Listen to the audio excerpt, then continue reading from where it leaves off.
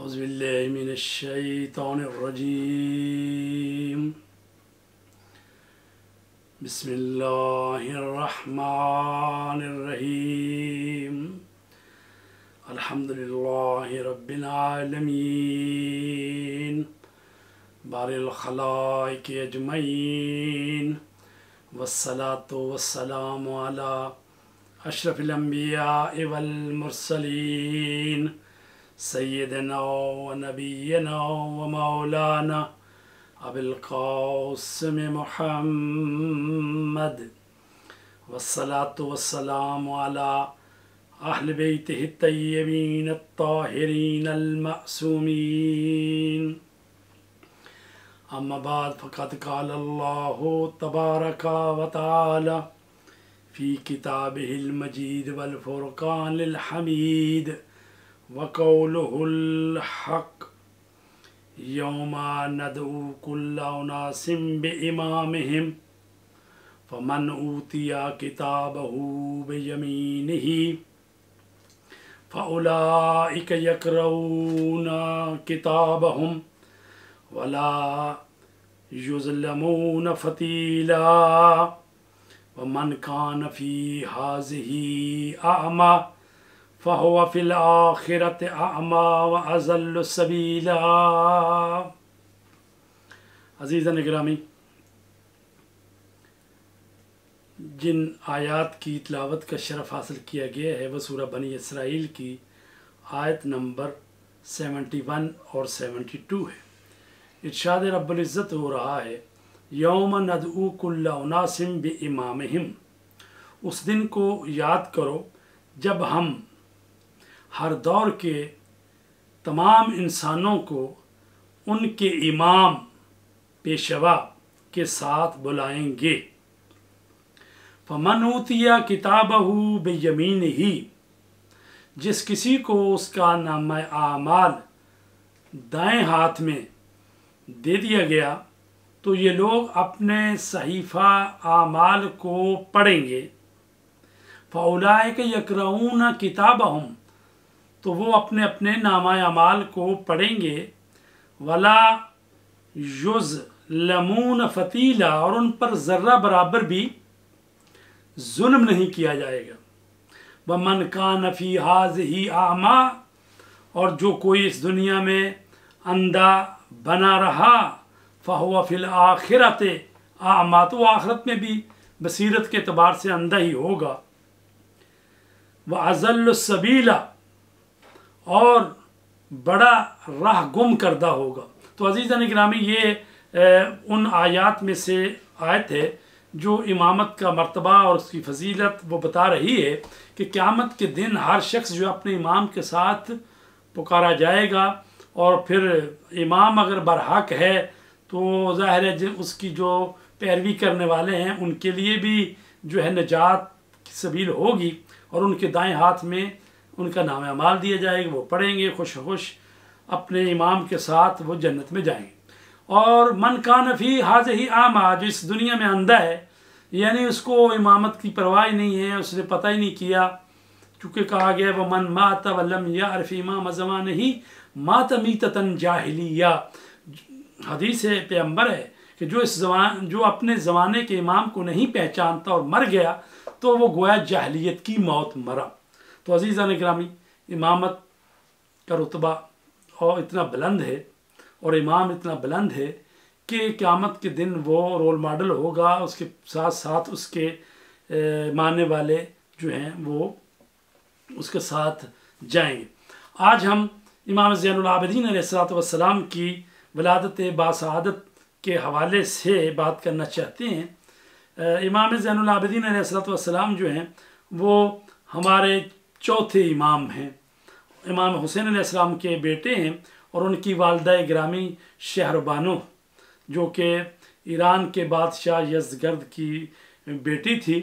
تو اس طرح سے امام زین العابدین نجیب الطرفین ہے، یعنی ادھر سے وہ شجرہ نسب ہے جو نبوت اور امامت کا شجرہ نسب ہے، اور دوسری طرف سے وہ بادشاہوں کا سلسلہ ہے، اور اس کی بیٹی ہے جس سے امام حسین کی शादी हुई और बीबी शहरबानो से इमाम ज़ैनुल आबिदीन पैदा हुए हैं। और इमाम का नाम मुबारक अली है और जो अलकाबात हैं उनके ज़ैनुल आबिदीन। ज़ैनुल आबिदीन लक़ब जो है रसूल पाक ने उनको दिया है। और इसके लिए जो रवायात हैं उसमें ये है कि रसूल करीम सल्लल्लाहु अलैहि वसल्लम ने फरमाया कि मेरा बेटा यानी इमाम हुसैन उसका फ़र्जंद क़यामत के दिन जब आवाज़ दी जाएगी कि ऐना ज़ैनुल आबिदीन, ज़ैनुल आबिदीन कहाँ है, तो वहाँ पर वो क़यामत में लोगों की सबों को चीरते हुए आएंगे। तो ज़ैनुल आबिदीन इमाम अली ज़ैनुल आबिदीन। ज़ैनुल आबिदीन का मतलब है इबादतों की जीनत, जो इबादत करने वाले हैं, आबिद इबादत करने वालों की जीनत। और इसको इस तरह से भी बयान किया गया है रवायतों में कि हज़रत इमाम ज़ैनुल आबिदीन अलैहिस्सलाम जो हैं वो नमाज पढ़ रहे थे और ऐसे में शैतान जो है वो सांप की, एक अजदहा सांप की शक्ल में आया। वो चाहता था कि इमाम ज़ैनुल आबिदीन को इबादत से उनकी तवज्जो को हटाए। तो वो आया और उसने आपके पाँव का अंगूठा मुंह में ले लिया, उसको काटने लगा। लेकिन इमाम ज़ैनुल आबिदीन अलैहिस्सलाम जो हैं अल्लाह की इबादत में मसरूफ़ रहे, मशगूल रहे, मुतवज्जे रहे। तो वो अपनी कोशिश करके चला गया शैतान। तो हातिफ़ गैबी से आवाज़ आई कि अंत ज़ैनुल आबिदीन, आप तो इबादत करने वालों की जीनत हैं। और अज़ीज़ान गिरामी, आप देखें कि हज़रत आदम से लेकर ख़ातमुल मुरसलीन तक और इमाम अली अलैहिस्सलाम से लेकर इमाम मेहदी तक कितने कितने बुज़ुर्गवार शख्सियतें हैं अल्लाह की इबादत करने वाली। लेकिन ज़ैनुल आबिदीन जो है वो इमाम सज्जाद का लक़ब है। और वो हस्ती है कि करबला में शाम गरीबा में जब खैमे जल गए और शहादतों के बाद, तो उस वक्त भी आप सारी रात सजदे में अल्लाह तबारक ताला के हुज़ूर रहे और सजदे में पढ़ते रहे सुबहानल्लाह ला इलाहा इल्लल्लाह। तो अज़ीज़ान गिरामी, ये वो हस्ती है जिसको ज़ैनुल आबिदीन कहते हैं। और हर नेमत, जब भी कोई नेमत मिलती तो अल्लाह तबारक ताला का सजदा शुक्र अदा करते, इसलिए आपको सज्जाद कहते हैं, यानी बहुत ज़्यादा सजदे करने वाला। तो 5 शाबान सन 38 हिजरी में आपकी वलादत हुई है और बाद में 36 हिजरी भी लिखी है।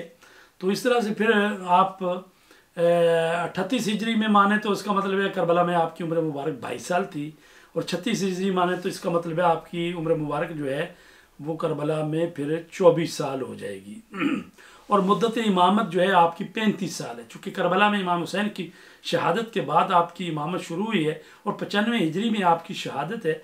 तो आपकी जो इमामत का दौरानिया है वो 35 साल है। और 25 मुहर्रम सन 95 हिजरी को मदीना मुनव्वरा में आपकी शहादत हुई है, आपको ज़हर देकर शहीद किया गया। तो जन्नतुल बकी में आपकी कब्र मुनव्वर है। तो अज़ीज़ान गिरामी, आपने पहली जो शादी की वो हज़रत इमाम हसन मुज्तबा की बेटी उम्मे अब्दुल्ला से आपने की है, और जिनसे हज़रत इमाम बाकर अलैहिस्सलाम पैदा हुए हैं। और आपके 11 बेटे हैं और 4 बेटियां हैं, जिसमें हज़रत मोहम्मद बाकर हैं, हज़रत अब्दुल्ला हैं, हज़रत हसन हैं, हुसैन अकबर हैं, ज़ैद है, उमर हैं, हुसैन अल अस्कर हैं, अब्दुर्रहमान हैं, सुलेमान हैं, अली। और बेटियों में जो हैं खदीजा हैं, फ़ातिमा हैं, उलिया हैं और उम्मे कुलसूम हैं। तो ये आपकी यानी औलादें हैं, यानी 15, 11 बेटे 4 बेटियाँ। तो अज़ीज़ान गिरामी, हज़रत इमाम ज़ैनुल आबिदीन अलैहिस्सलातु वस्सलाम जो हैं दुनिया में तशरीफ़ लाए। और मैं ये अर्ज़ करता चलूँ कि ये तकरीबन तमाम आइम्मा के साथ यही है कि जब वो दुनिया में तशरीफ़ लाते हैं तो वो आते ही अल्लाह तबारक ताला का सजदा करते हैं, कल शहादतैन पढ़ते हैं और बताते हैं कि हम जो हैं वो अल्लाह के नुमाइंदे हैं, हुज्जत खुदा हैं, अल्लाह की वहदानियत की गवाही देते हैं। आपके बचपने के जो वाक़यात हैं, इब्राहीम बिन औदम रावी है, वो कहते हैं मैंने राह मक्का में एक कमसिन बच्चे को देखा जो मक्का की तरफ जा रहा था। तो मैंने देखा और घबरा कर पूछा कि आप कौन हैं और कहाँ जा रहे हैं। تو امام کا بھی بچپنا ہی تھا، اور یہ مشہور یہ صوفی شخص ہے ابراہیم، تو کہتے ہیں میں نے ان کو دیکھا کہ کوئی ان کے پاس نہ زاد راہ ہے نہ کسی اس طرح سے شامل ہیں کسی کاروان میں. تو میں نے کہا کہ آپ کہاں جا رہے ہیں، آپ کا زاد راہ کیا ہے؟ تو کہتے ہیں جب میں نے بچے سے پوچھا کہ آپ کا زاد راہ کیا ہے، تو آپ نے فرمایا زادی تقویہ، میرا زاد راہ میرا تقوی ہے. تو اس نے پوچھا کہ آپ کی سواری کوئی نہیں ہے، پیدل چل رہے ہیں آپ؟ تو وہ کہا وراحلتی رجلایہ، اور میرے سواری جو ہے وہ میرے دونوں پاؤں ہیں. اور پھر اس نے کہا کہ کہاں جانے کا ارادہ ہے؟ کہا وہ قصدی مولایا، اور میرا قصد میرا مولا اللہ تبارک تعالیٰ ہے. تو عزیزان اکرامی یہ وہ ہستیاں ہیں جو پیدل حج کرتے تھے. اکثر حج جو ہے جیسے امام حسن اور امام حسین نے 25 حج پیادہ یعنی پیدل مکے گئے.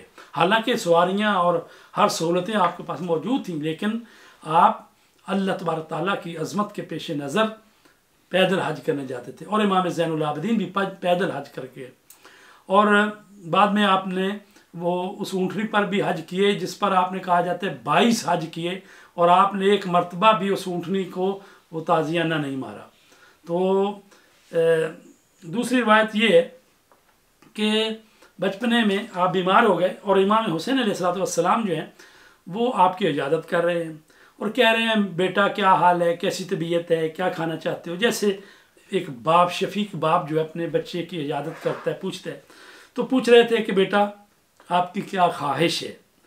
تو جو آپ نے جواب دیا ہے، آپ نے فرمایا کہ بابا جان میری خواہش یہ ہے، میرا ارادہ یہ ہے کہ میرا ارادہ نہ ہو اور میں اللہ تبارک تعالیٰ کے قضاء و قدر پر راضی رہوں.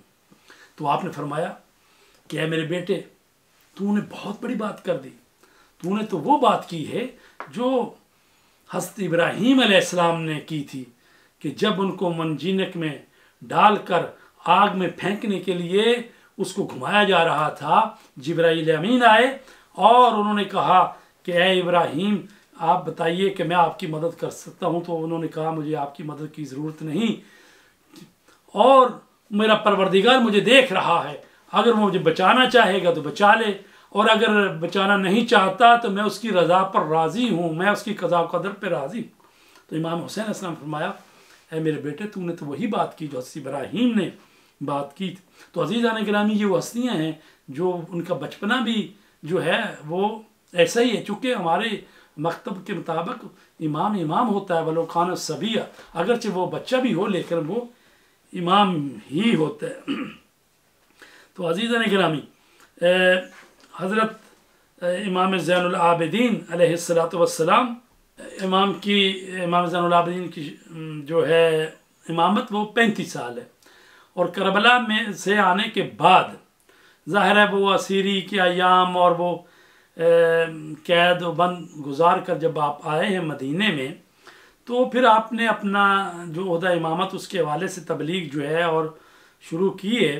تو میں عرض کروں کہ چونکہ امام کے زمانے میں بڑی سختی تھی اور بڑے دور ایسا تھا کہ یزید کا دور تھا، پھر اس کے بعد مروان کا دور آیا، اور اس کے بعد عبد الملک بن مروان اس کا جو بیٹا تھا، یہ سب انتہائی ظالم شخصیت تھیں اور اس طرح سنسرشپ تھا. تو امام نے دوسرا طریقہ اختیار کیا کہ امام نے دعاؤں کے ذریعے تبلیغ کی. اور امام علیہ السلام سے ہمیں جو صحیفہ سجادیہ، صحیفہ کاملہ، زبور آل محمد ہمیں ملی ہے، جس میں 54 دعائیں ہیں، اور وہ معرفت کا گنجینہ ہے، اور وہ ایسی دعائیں ہیں کہ کسی اور مکتب کے پاس نہ ایسی دعائیں ہیں، نہ معرفت کے وہ خزانے ہیں. تو آپ امام کی وہ صحیفہ سجادیہ پڑھیے تو پھر آپ کو معلوم ہو کہ ائمہ طہار ہمیں کس طرح سے اللہ تبارک تعالیٰ کے حضور راز و نیاز کرنے، مناجات کرنے، ان کے سامنے بندگی کا اظہار کرنے کا کس طرح سے طریقہ سکھاتے ہیں.